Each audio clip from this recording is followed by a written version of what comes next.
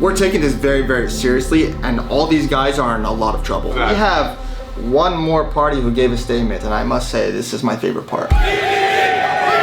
The Soleil Law Group brothers are back, you guys, and we have a big update, the one you've been waiting for. Guys, welcome back to DDHQ. What do we got? We got some big things, right? We got some big things. Thanks for having us back. Of course, you guys have been amazing. I think you had a very warm reception on the Daily Driven Exotics channel. You have for us a police report from basically my incident with some haters. Exactly, yeah. Everything was documented like all the viewers saw. Yeah. Damon did a great job documenting the whole situation. The Costa Mesa Police Department did a great job documenting the whole situation, and we have the police report in front of us today. So we're gonna We're gonna go over the police report, break it down, because the police report is different than my video because it's not my perspective. It's both parties' perspectives. Correct. Correct? Yes. And then that comes together, sorry, not to cut you off, with also the police perspective, or is it just they document both sides and put it in the report? They document both sides, and they do kind of give their own perspective on what happened to one of the individuals in the case. Oh. Okay, cool.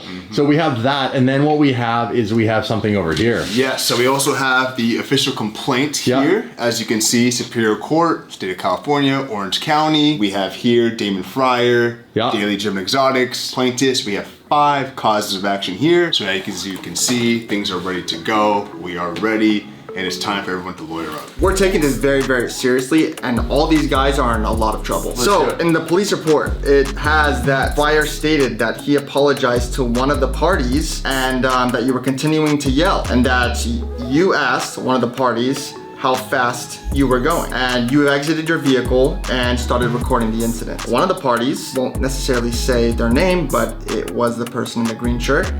He continued to yell profanities at you. He walked in the southwest direction away from your vehicle. You continued to record, and while recording, he continued to yell profanities. Then you heard the sound of glass breaking coming from behind you. You looked back towards your vehicle and saw a male wearing a black clothing, and he was walking away from your vehicle with a sledgehammer. And it has here the estimated damages to the windshield is approximately $5,000 to $10,000. So you walked back over to your vehicle and saw the windshield had been broken, and you called the police to report the vandalism, which is exactly what happened. The police came to the incident and located one of the individuals who matched the description that you provided. The person who vandalized your vehicle is a construction worker, and he was currently working at the residence, and the following is a synopsis of what he had to say. This is the person who smashed the windshield. Right. Okay. So this is going to be what he says to the police officers.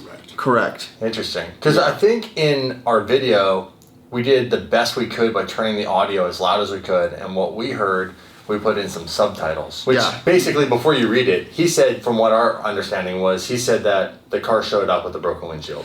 Yeah, and that's such a great point. That's exactly what he said. And oftentimes people think that in order to go after an individual, you need to have either video footage of him directly hitting your car with the sledgehammer, or you need the CSI effect, DNA samples, hair samples, blood, everything, and you have experts who evaluate the damage to the windshield to make sure that it was that exact sledgehammer that did it. None of that is necessary. We actually could have done that, the CSI effect. We could. Yeah, no, it would definitely help. It's just not necessary. Perfect imprint to that sledgehammer in there. Usually we get experts involved to evaluate stuff like that, but instead of doing that, there's what's known as circumstantial evidence, where the court looks at the surrounding circumstances and facts and draws a reasonable conclusion from those facts. So what we had was the sound, we had him walking away with the sledgehammer, and we had the before and after video footage. Sure. So that's a big one. And not to mention the scene where he hides the sledgehammer. Oh, and they all lie. Right, and we'll get into that. Okay. The person who smashed your windshield, he was eating lunch with his coworker, which is what we saw, in the back of the commercial truck. He saw your Lamborghini driving down the street at a high rate of speed. The Lamborghini was then seen driving up northbound, back towards an individual on this truck. The Lamborghini was approximately 5 feet away from the tailgate where he was eating. He stated that the broken windshield was already there. Now, I want to pause here. Knowingly lying to a police officer is a crime. Oh, it is? It is a crime. The sad part about it is that the only time something actually happens as a result of lying to the police is for things like false identification.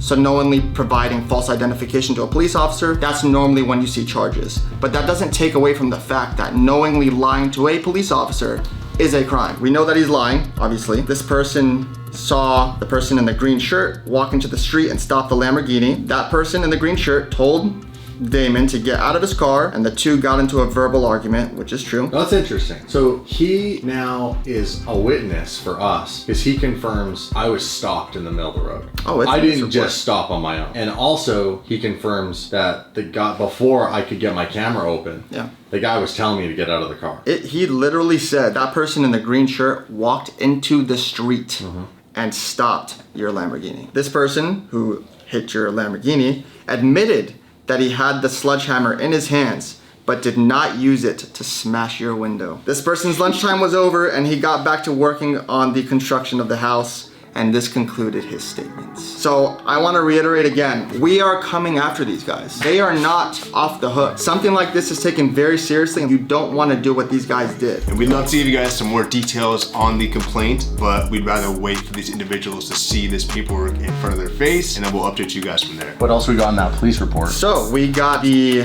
person who was wearing the beanie give a report as well. So according to his statement, he was driving his truck northbound on the street and turned left onto his neighbor's driveway. He was then reversing out of the driveway and saw a blur go down the street. He stated that the car was traveling at approximately 65 miles per hour and weaved through cars that were on this street. He then saw the person in the green shirt get into a verbal argument with you, and that he was unable to see if the Lamborghini had damages to the windshield already, and that concluded his statement. So hold on.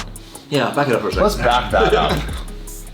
If we went back to the video, that was like a one car at a time road because of all the traffic that was parked along either side of that road. And I know that because I drove down it twice, because I drove down once and then I had to go down. I ended up in a cul-de-sac and I had to turn around and come back, and that's when I actually got stopped. He almost makes it sound like I went speeding down the road and then the guy in the green stopped me. Like, I went several blocks before I ever came back. Right. I didn't go down and just turn around and come straight back. So we'll read that again to dissect that. But first of all, he said, I weaved in and out of traffic down this road. And at 65, that is so ridiculous. It's not even funny. Like, if you were to drive 65 miles an hour down that road with traffic on either side, that would be so dangerous. Yeah. Well, first of all, you wouldn't be able to stop in time if you're not in front of you. You wouldn't stop for the stop sign at the end because it's like 5 houses down is a stop sign. So there's no way you can be doing 65 miles an hour. But that's fast. Also, apparently he saw you driving at 65 miles per hour and weaving through cars while he's reversing out of a driveway. So all of this is what... It was a blur,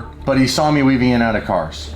Correct. And then we have the guy in the green shirt statement as well. He stated he was standing in front of one of the homes. He was working outside when he saw your Lamborghini traveling at approximately 50 to 60 miles per hour southbound. He then saw the Lamborghini traveling northbound towards his direction. He got in front of the Lamborghini and stated to the driver, which is you have to slow down. Then you started to record the situation and exited your vehicle. The guy in the green shirt walked towards his house and he was unable to see if the damage to your vehicle was already there. And then his wife told him to go inside of the residence because the situation was getting escalated, and his wife called the police. Did he just say that he walked in front of the car that was stopping to talk to him? He says that it says he walked in front of the Lamborghini and stated to the driver, you have to slow down. He said, I walked in front of it. But then he said that he couldn't tell if the windshield was damaged or not. He said he couldn't tell if the windshield was damaged or not. So the police officer, he walked over to your car, he examined the damages, took photographs, all of that's documented in there, and he formed the opinion that the person who smashed the windshield of your Lamborghini was in violation of vandalism. Not just vandalism, felony vandalism. Yeah, so they actually arrested him.